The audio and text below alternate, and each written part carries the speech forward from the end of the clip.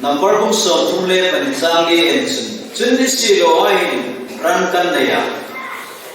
remedy zo ani chun hiramikan lo ding in bila jordan ran thoi kai da ro khai lalpan thu man som pero sen lalpan israelite ai utaraman ken athui so na le zama Pharaoh le anin dor na Pharaoh in Israel hai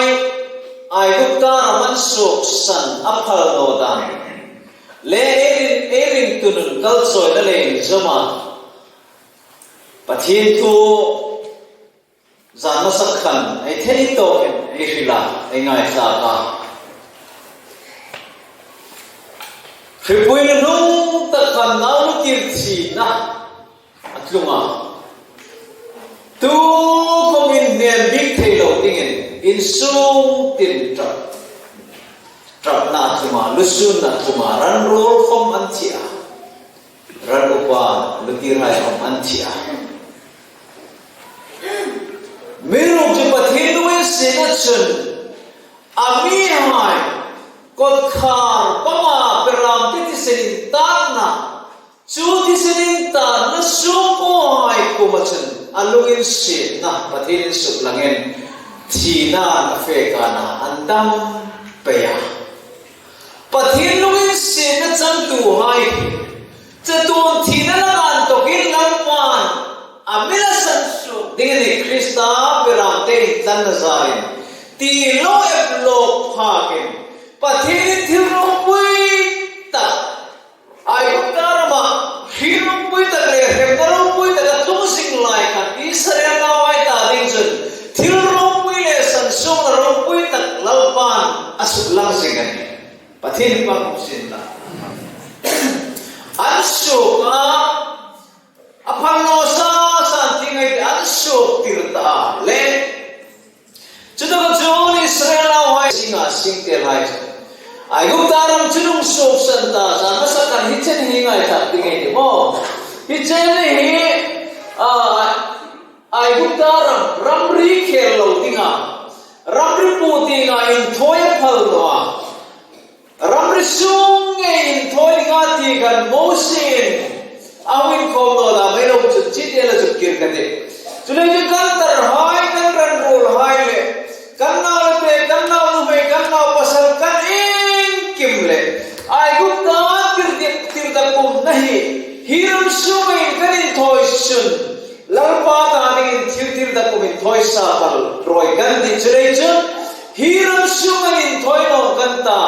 rapoti nga pathita dingin kanin thoi dingin digin chrei chu ai gupta ram suk san phong dingin anin ko saya farana palnolen hiti umle makta tak lem theina popoi pathin na thema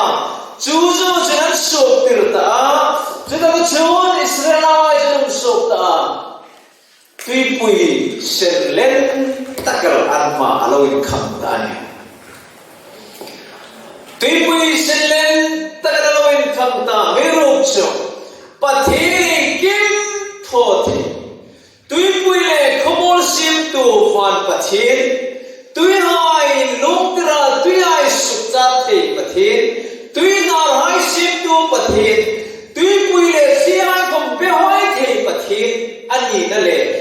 pathin tak pathin hinga le ti an bu the na dingin lalwan ai guptarama thilmak tak an mu tir cho de loi ami sarelai pathin ani sui pathin takani pathin ri umle pathin thil tho the ti an he the na dingin mo simang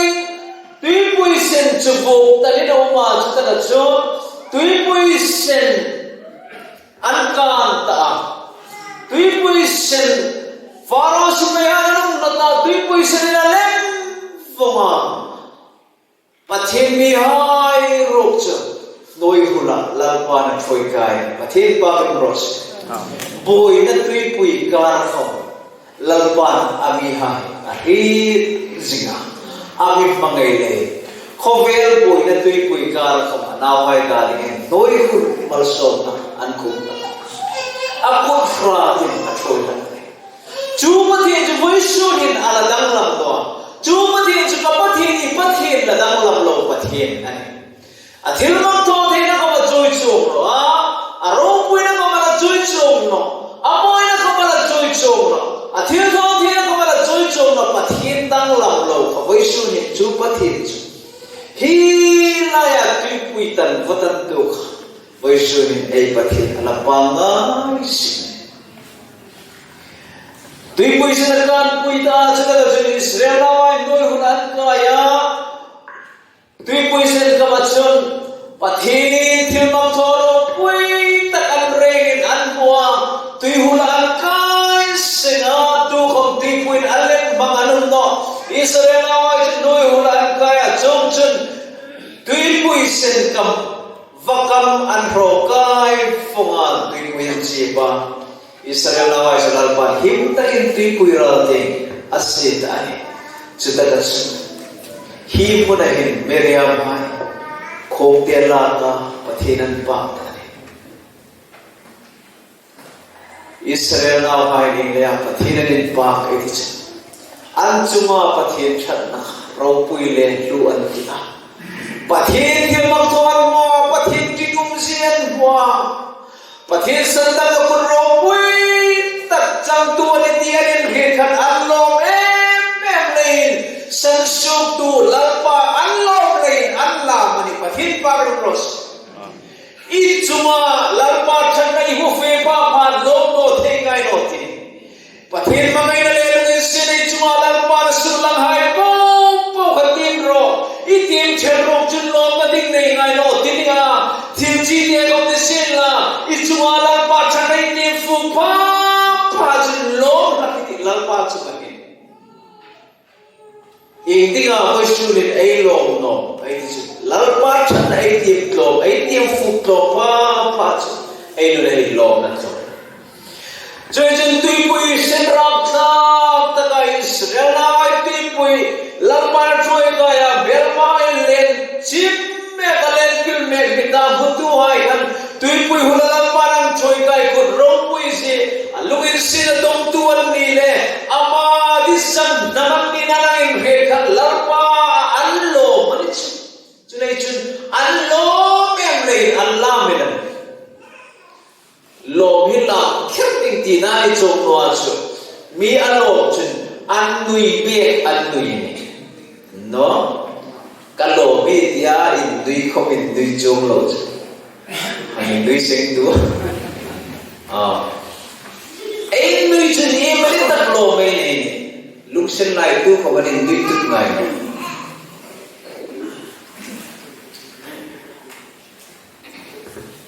pathin thil mak tho an mua ro puin ti lai an lo mai pathin lo in sin na le ami sandam na ro pui si ne dul si min amu pa chun so tui puya in to ka min tan so ma sandam na pa ka ma min chun du pathin thil tho the na le a ro pui na mi na mu pa chun lalpa alo mani lalpa alo no the no ni la se tu lom no thi ka ni no lom no thi ka ni no sandam tu ina ge tlan na thi sen su kai din anat ka lo min tan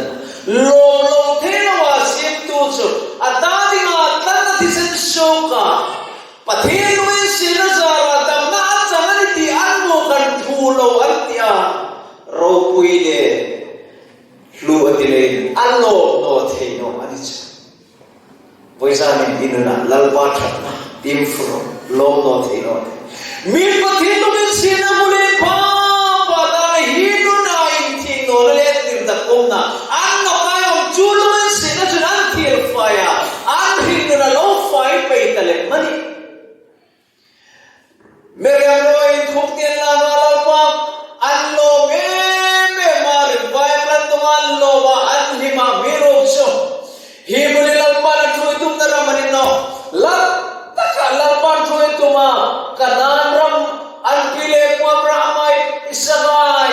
Zakawai ko ma thulo thum churam nge lalpa na bia in chut atum lai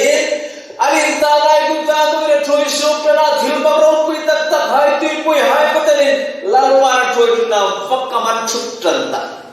zana sakan hitim po ihil tuan poijan hilai ihil nam nok no man Israel ai chan chine ihil nei ei ni kha ei man tum dingan ei tla poijan lalpa ei thu amirila ti kha hon sing tu mai karol hilal parol ani no lalpa rorin fit na dingan lalpa rorin mangsin ka nom chau chulai chen poijan ring lalpa ei thu amirila ti hon nei longin Fair play in love. Side with an album came eight Torchunkan. Water an album roll po, Allen and Horpo, I have book back the run in book song in a cool song in book back the that's again Trump try rota and Trump try. Pakadang Trapan Ray. Kanong trabaan to na sa kopela kan roy pas devan pasal de kanong kuya kabafya totarole kata anong thauset sepa thinen midanong boya kan roy ba bil fine ku kinam thoba toya ebi amne e khom kan bok na e khom kan bok leo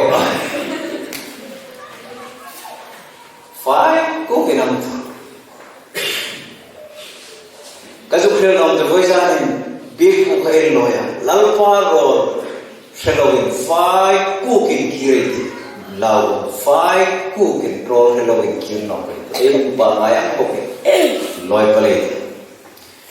Treasure Lalpa, a tomb came on him from Hituining of Mirati, Hone Yuva. A to horn, Painter, but him be not pay can in todo pay to me, in todo peta. Nisong pumpakazana kung luin plaza nilawin nun luin plaza na yung magdigay tining riti mo nun luin plaza kovela yung sharing na yung siptum pathir ra na rin ira na nilawin lalpa ra na tui pui senpikan pui puso unaway kovela yung lalpa na mitang pui kain na hitarin na sinte me maripay palantungan lo me ma Unaway pathirin misuk himatum lakan no misuk lo matum lakan no mirotso lim nale log nale lam na remote ramay pathirin na naway minchul sa matum ngai mo ni tiye sano man lim no layat for chul ni chong lo ay lam puyin harsa ka kamlawin kanata ring tu ay ni ne hilaya lalpan asuk lim ka Hilaya lalpan revival ang tira anlima anlo po nasan ka saler inong takkanakram anslung na tingin saler rinong makroseng tingin nini saler mun rinong makroseng tingin nini lalpan hilaya na law sukiblo at siya na law itim tira Treasure pathirin revival ang ibigay ay mahal sa naong tukdingay ay palnema ay rosing tin adingin lalma na tuwa bibig na tansan no pati tuwa ito ay isu madam lorang anta kusetan na ya timal sobrang tuman lakbol sa kapilan unang lupakat hungto kaya ang lama lamrat tang siya papuipan tulalong mga inumakulok Van kau dokter cing herlo coya lau sip sebenarnya setul soalnya kan paranda. Hong kalu no hong lam no cabe.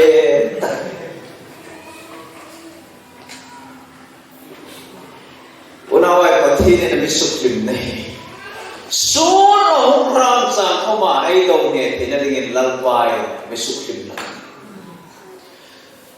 Elang pui harus nalo income dingdam lalpa na milaw hilong ay atu na milaw pol lima cucu era na isilfet tarya patinin amin mang tirno na hira mahin lalpa limin limlelong takin na bisema cucu kalau coba na cuti atin mo topo buat mo tira Hita kay hinti po isinangkan tirakan kuya kapag man patili ring takan iti anmitin anmodira anna anritira at takinan po tira bukan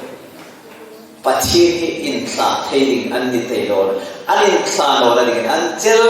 tla theiling har san to ko la khom pathin kha an thil mak tho thei tu kha an ring tla theila ding lau pan thil mak le anaw hai a thoi sin sita ka jumle revival an dong zo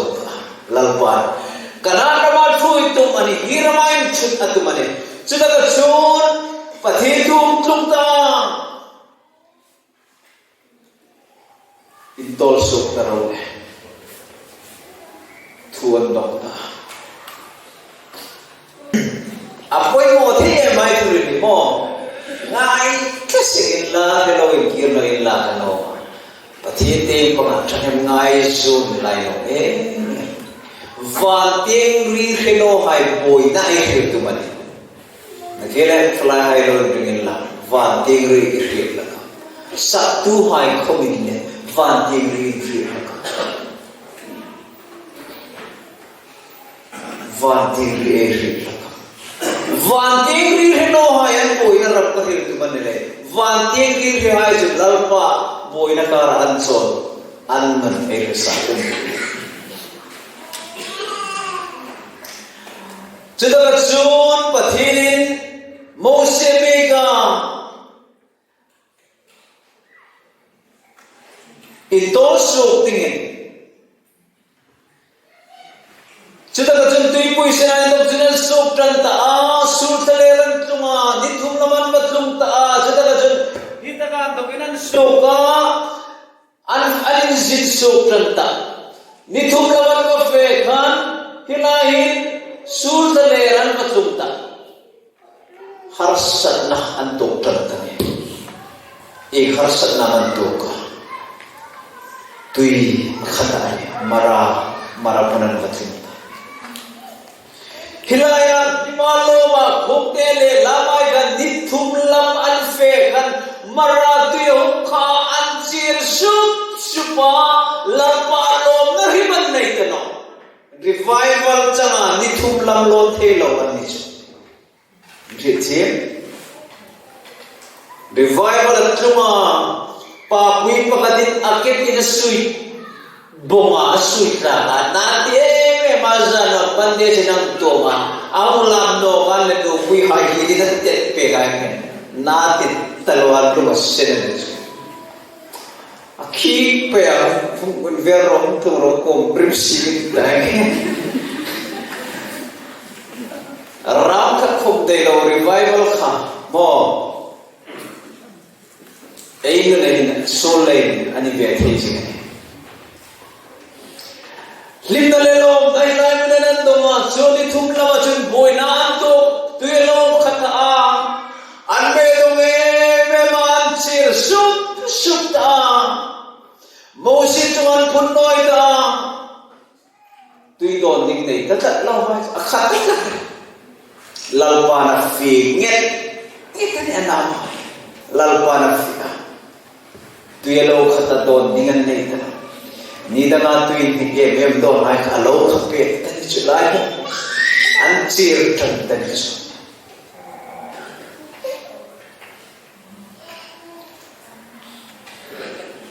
chita ka chan mosin lalpa mosi chu thingan en tira chita ka chon mosi chu thing chula ka tui chuna ne lu ta mara akha pathe thil do de rin thing na de lu da phan tui kha kha po aloin hik tane pathe pa na cross unawai rin no nei harsan na thil kha lo tum chang au no the no ni amero akha namuna asum nik the tu the na lo ni akha namuna khan van tegen en no tui kha an ena an na soren an rin go kha pha an tui kha choni lo na don tu hai na kom lim naum ta no renga hi la ya thil ma rom pui na ta khai tho du pa thinen ta lamin tui kha kanen nei na so la ni irin nei thil kha tu ma akha wala kha no ti na pa thinen no ni nu na kha de so de lấy chân Moses chân bát thiên tiga ena tui kha en no bát thiên ena lalpa Moses ko chân thi khat lala tui chân deng lu ta Israel pui hai ta in tui ni tak sim pe no tui ong in ni ka tui ong thum tui ong in ni ta khan an lo no ta em Exodus bung sok pangajang sok ni leper age. Lalwai padhiro jumunta kain ngaya amit buhaya thilintik chin thoa adhupe ting junin na indoa adan sin hai in kwan tlachun ai guptami hai chuma kan tlungtil na narhile thimchano po hai ka in chuma in tlungtil ve no kathi pathirin ba karon ros he katupe khai zo bai in He like instruction from our Sarin to my doctor not in new Udawai Paisan I look down Maxan Che met in simple Mom eating on me I come Tadil long I Lalpa He munami choice of time Le to yellow Kata Katon mai no do la lo trul ta ka fa mai no fa ka lo trul ta hi mu nei lo khat ta chir phun meru chilal pa na sukhlum pe no ka an mai no na po ko pathi ala ki pe tu yo hin ta chon Maramana to ka insan to kalong mai nok ta chita ka chen pathi tu tum no ka insan dum nok din Sultale chumam sanin ram tim ram panin an insan dum no ka chita ka chon anin to nok ta hi maramana to kin an insan dum nok ta chita ka chon sintale an tum nok ta hita ka hille Iman tuka itichon Fadingan na itanoa Anbedong An pingat drama Ay gupsta sabelan ngaya ay gupta yung laikan sabelahay na chunga Dudu fay na ito na Hilay mo na hin ay hunga Fading ring kumong tano Chunay na ulit rulay na ping drama dan sara hilay mo na Tiel dingin Mose ko majuning tingay mithoy siyo ko mana Chunay chun mithoy siyo no Lola Laldangin sima kirzayan reden Thalo ho tu sima ina kirta may tin reden Pathin til makho Pathin mga inile lumin sina til makho Ropuy tak mudas Anak kirzay no painun luya kir no painun luya kir no Pathin na bichoy tum naraman mo Ansir ko ansir thimem sanay len ansin hay mo trola ti hil ko sanay beidong awan ni ay gupta pa sa belay tungin dudu fa donay ka ilay mo na sa ko man mo pagtano tlay na rin ko man mo pagtano ansirin hoy na ka number sige chun tlay na anfala kay po tama taplay na ninzoda ni ka hingay po talaw hilay mo na po mangsong ni nga hilay kaler mo na Mose ni nga imitroyan tiin Mose cho luwading hirang tumiranda Mani tumlaw an niso. Boy sanin ko ranayem bro. Pathini na medyo itum naramhi. Einya nasatakin an natin. Pathin til magtuwa dyan ng kominilaw bufeta pathin lungin sin le thana chunang khomi lo dom ve ta pastor le upa hai chau he dom tuan nin wa nang ko pathin lungin sin na in ka dom kha in tin lungin alin bi gom lowin chu lungin sin na san dam na thing khom lungin sin na chu na ko hom lal pa na so le na pek ve che ni chu chu butu le chang to lal pa ro che ani pathin pa ge ro che thui tu in tu mel ti ge no wa ai ni hin lal pa nu na mi pek ve o mani ek dinga an mitan de tui poison kan tu hai tui hul ro tu hai kan ek dinga hirai mun har sanan to kan pathin chakna an the gir ek dinga an choi tu mo sen in tu ek dinga pathin ring zo lo an u zo na tam ta ko ne lalpa Israelites an ko Fang nga pek ni hel mamay ko may zanting sa fangin ta zingka bay fangin ti nisom ninga nisom ka katakatan ninoni indin to ka infangding zingkar bay zanting sa pek ni jewa inluk poda inluk supra ko may infangding atinig pathini na pe ael tam pe mani thini ka alung se jing lai pathini na pe ta ka amoy ro ni asat so alung se ne pathini ko lal pa chung ani hal le amero cho bo se trong try na khai an chen aro pu ye lal pa alung se ta mi ai ael san chung pathini vami mata pe ka Manasa pe boga chung chung kum som lilai an ko de lovin singzan in lalpan fak ding a pe ni fak ding chami pe tu lalpan ni no le pan sim tu le kim nei tu le mo tim re nei tu he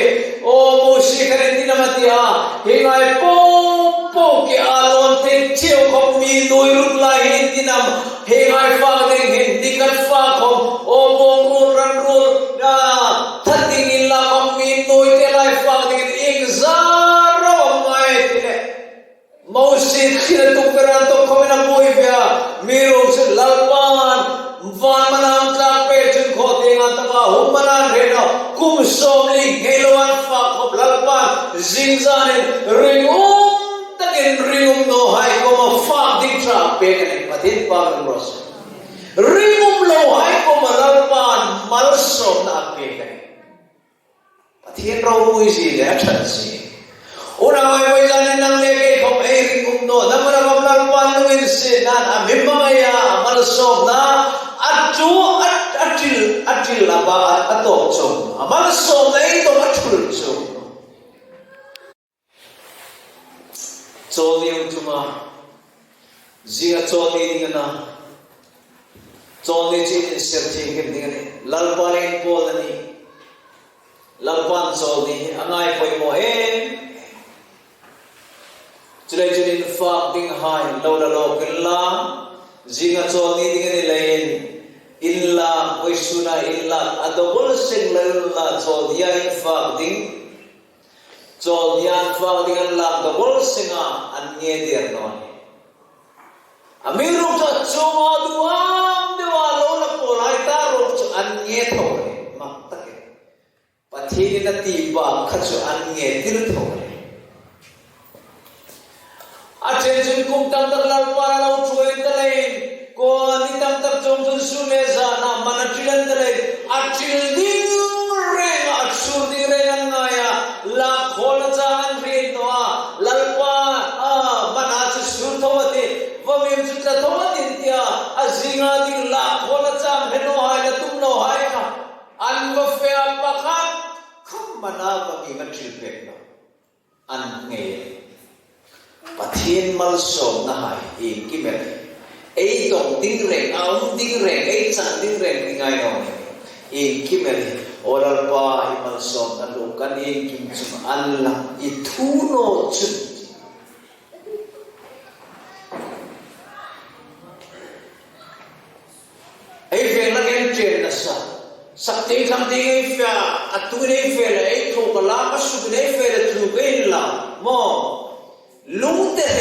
sirtol la luk sila thi the na pong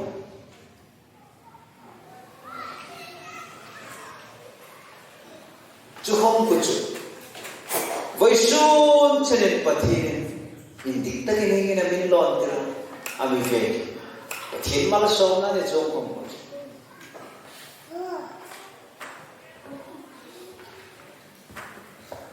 एक में है चांदी रेना कल चांदी ngai ऐसा बुरा जिकार थोनोक दिने ngai जिकार थिदिंगा साल तु खमै उन्ना थौतलो दिंगा साल मखान खमै उन्ना मंगथाओ ai क्या जिंगा थोनोक ngai ngai खमै थौगे ngai ti the rok chei chu no jing lai alu se da la za mai na ri ngom ta kai pathin Abi kay thonok sen pathin sha ipu le iksat le khaman jo pathin nong is na mal so lo thuri la ding tam ta ko mani ke mel hi ai lu si pan vai ke pan ho chen ai mit ai na por ai na re ba wei le ai ha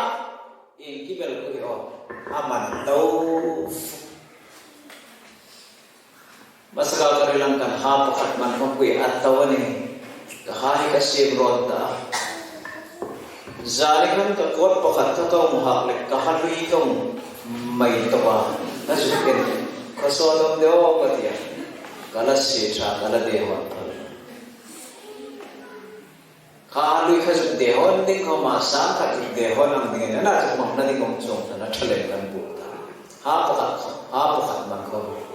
Patuan ni simpega aman atau apa mangkam singjo manis inui teoran hikapuri hai manata kasang ngoy milong ni sila original di anzar di modia boy original in bugno din being no ngai original untan van farnendia aphak khomarin kha khomarin thur khomarin ham khomarin mi se ngam khomase ngam cho khom ku amana tawni chu in havar fikin athura pha athumin la hite da jal ala tin he da lo tur ni chu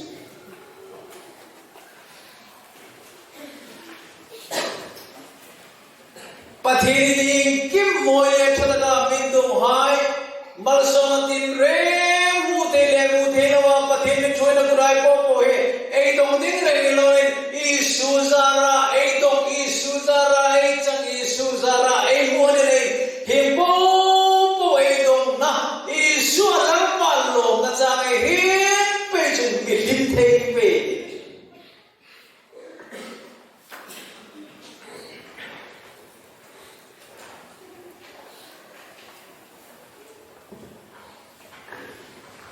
So this certain aputa amiro mo la loro la thawat la loro ngai ti tu hai fa dengan nei duam ta adol la lo ta tu hai ta ro an nge noxia duam nai milim bek na unawa in ken lawa duam nei thi na the milim bek na khom cha apal cho Acho ni serthing ni mahama le po na ni an mang the ni in fact ni lo ko ei ni pathin ni na ka cha lo ai fe cha ko man so phai ku chan ba fe la bu phun lai bu vom lai bu pa lai ko no pathin ni no the le tho sup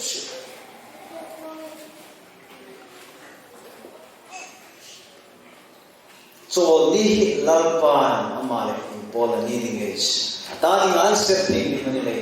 so ni hin za ding ne lal pa le Paul ni ding thilai to phai le dong ai po he granted ai dong ding re ma ngai ding ni no lal mal somra hai ni ti na cha ngai ti pe poi mo e ngai po Yesu Krista zara ka chang le ka dong hai ni ti ai tim thi ma poi mo ma so na tim mi hai mi am thran mi va ngai Ino na lang thằng chị tiêm phu tu ini chun pathen hi ngai poi mo kita ama ipa khom ama rompol khom ringai no ti inun le in ki na sin ton ping pui kalen rol kanun ka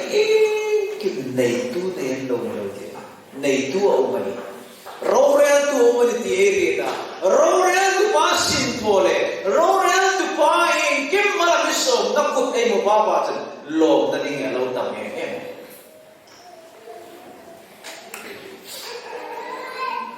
Lesson tu mai de.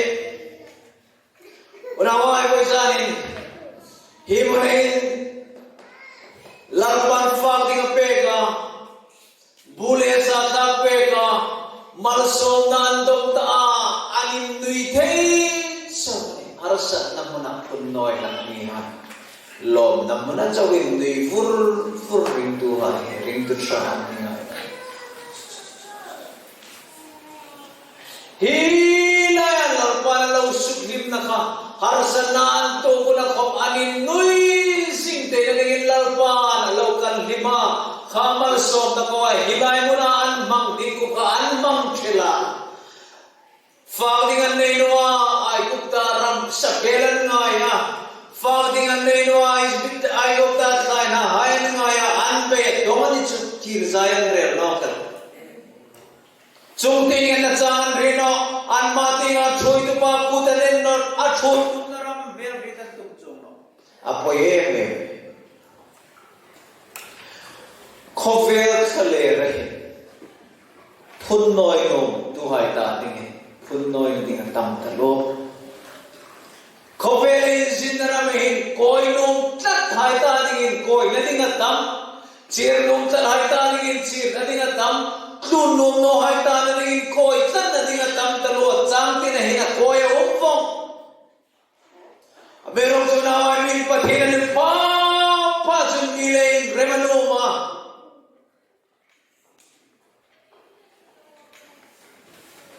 Mangai na anaya.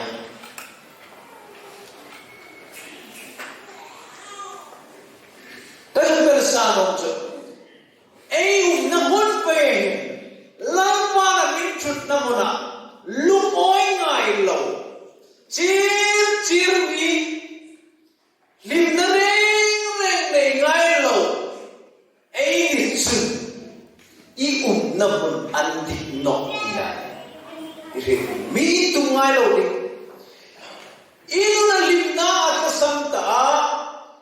Korang le pagin ram nungis ina ichir ka chen ka naman andik no tiyama ni naman ingen na koy ko. Mi naman nilo naman ka andik no tiya. Chuchure hen no na dinga koy ko. Sareta ay naman anin no. Mo naman andik no lay nanchir. Patinan no po. Hingam po na emotion at po no. Aron hanan to no. Lampahan lay. Buhay na ang buhay no. Patinan pa rin po. Anta di nga po siyang tule. Faka siyang tule lalpan. Buhay na ka amang zik.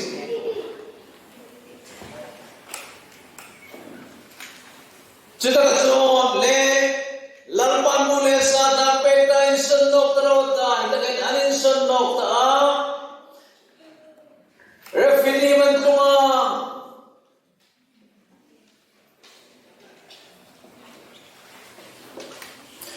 Pathin harsa na peno ka sa tagatson. Tuy ang tanoni. Doon ting along tanwa. Anran rolay doon ting kamalong tanwa. Anbedong nokta malsom na lalpan ang pena mun pe tuy kumale anno makale ansira. Fagdingan na inolan siran troy tu dengan tuma ay kukta tekiran tuma lalpan malsom na ape pan alin nuisura. Anfeno ka anlong tapulesan santain tolong tanawanin tolong ta refadiman tuma tuyalong nokta noa.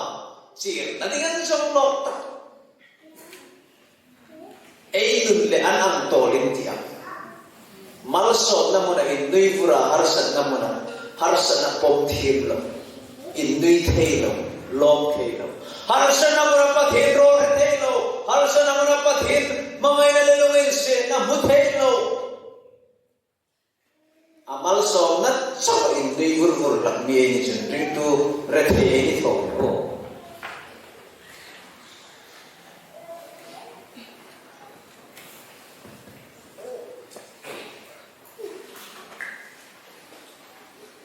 Juda chunle ready fiman chunga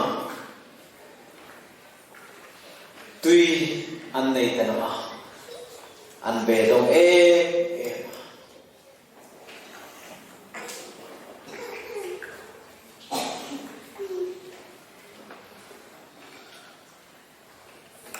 an chir sup no lalpan Mose deka ngai ta horak lung pui chung sana sana bangir kata chen lung pui chung vungita asungai nakin tuyung so kate me pui andon the nakin ata Mose chen Israel me pui hai po minwa chon ma horak lung pui chunga lalpan solong pui cuma sendiri kan evoke Israel me pui ai po benwa thalle tuyum non na mana cha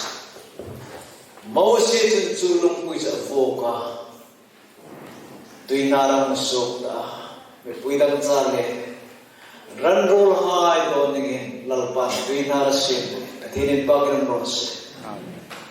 Now I voice on Julung Puju, Paula, Kristani, no, the Corinzi, Salera, the Zale, don't think, they know. Pintam le Bedo Mahai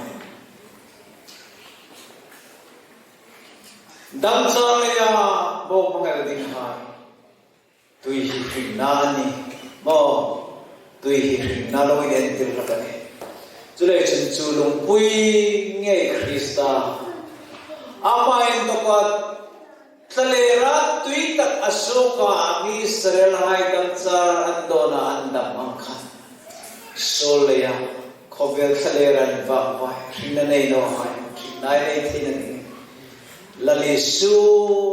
ngech papathin chun avok koya chulung kuya yang toka muso hinatuy chun nang lege telera micaw hai don lalpan Cutui ring badung cui long sok dirin ring natay min don dir hai pathirin bagam ros voizan nang le kay solya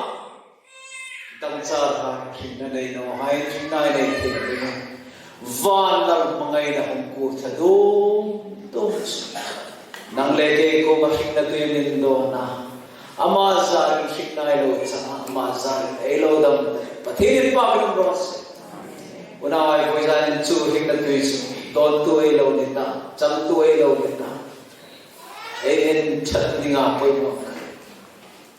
voizan pathin lungin se mangai na kur tha nang le kai mi so dam char ko ma ta tuin do na ama zarin voizan khoble thei nei lo the kharau ro Jadi jangan korek lumpui, Krista ngai lawan entir lok tu. Sol lumpui cuma sengir kata, evok dengan ini, lalpa pathin tu pegang takin mausin, lumpui cuma evok, cuma kan lumpui cuma sengkau dengan dia, evok enram lumpui adalah hingga Krista Yesus lawan entir na. Pathin vok koi na dinga misol dang na dinga yung vok koi na dinga pathin rem ro na raw koi so taga chun dang sa hai ando na andran ro hai pera man ko ro hai khople tlei tak anong dane har sanay la bong in line to pa hilay mo na hin Israelan vanting riyan thela Lai mo na yung vanting riyan thela chungtingan ennoa hi mo na yung tikha kanina hi mo na yung bule saan na ino ena paghido pathinan enna ilai mun entry umnoa thaler control anena pathin enna zaman rin hi mun emotion van ding enna hi mun emotion van ding enna hi mun emotion van ding enna van ding tu hai antaksa omrop sen la imanati alom na tui nar kam ve ngai pathinin pagin ros tui nar no na mon kom alom na tui nar krista kam ve ngai no nu na anin choma anliminan lom anikha chule chule koi jan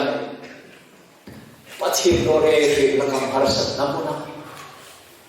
khote me en laka ilahin zodan tu eloin kham nok ta lahi kanan ramalonita Jordan tu entranding sarhin manase namzarbe getza hai riwenta ai chun keini chu kanan ramami thui kai no la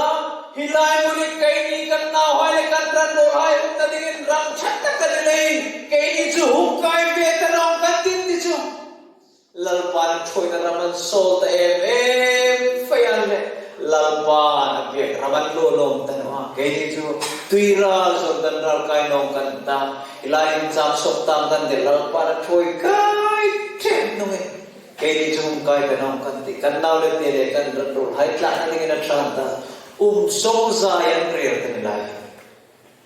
unaw ai ring nei kal choi na atluma ha har san na lo kan tam tak ei pal ke chilo bam tam ka di lo cho tam ka ti kanan pra bai lo na ding he tu ye lan khamane an rana ne lo lalpa rana ne khome phoi kai ding ni lai ke ni chu lo umel tam kan ti kan ran hai ai tu no man ta na ding lo khoma tha bok si lai lo tam kan Israel nam dang ai cho sublum po kinanuma Moses nalle inu now hai ra do in feganta nangi chu hila in lo umel ding ni mo engleya pathin channa thengilin chulechon illu now hai lo in suk chiamana lalpanu senta hi munahi lalpanu in senta chu Israel now ai chu troma allulu na po lai komena dom chan chana chakna na doma atom pera kana raman troi lut cheto men pathin lo in senta troma nang ni roi kum som nin to ka chung tin po Joshua nun nawa kalektino hiramay dukom dunotin kalera intibong dengan dia kum som ditang mo lalpanan vaidra anya changkarai annaw leti hai ko ba hiram ko lalpanan thoi udai hilaya chir hai ko lalpan ramtharan ro tirle ankla annaw leti mitharai ko lalpan ramtharape Joshua roya Sulaiman ei cuma Draman ko entla ka hita kanto ke ei cuma lalpan ro dram ni pega lalpan rin ada wajuna naksa ai mili tak tak na mai tinam ko fela ta din khaw param choina ko neno mai inti anak ka hai no mili ka hai no Joshua kale kan ei cuma lalpan ro dram ni pega anra na lalpa anjuma along na anra na anra to manno ansimme po nanno anra na anjuma lalpa lumoy na kani lalpa ram tharan ro tirnale anra na boisani chuma kachuma lalpa lumoy ai ra na ainun sem en na lai tirpa alla ichuma hin lalpa alo boy ichuma lalpa alo Ramthar lo ding ichuma lalpa mal som na ram lo ding ichuma lalpa mo hoizan chalai ha mule pa ei khober ei sale ding sin na ram khun noi na ni tam lo raksin na Hi mun pe al san na mun pe vanti ro le ri lungai na le pe dom na mun ai vanti ro le ri khamom to mangai ro le ri vanti ri jadi jen boizan vanti ri tu hai har san le pe dom na mun an limit an long an so Chunun chunai thei second boizan in bosita I har sana yen chin har sana inun nei kata pathe en ba ba chin pathe inun nei kata chu lo na thar le lalpani na thei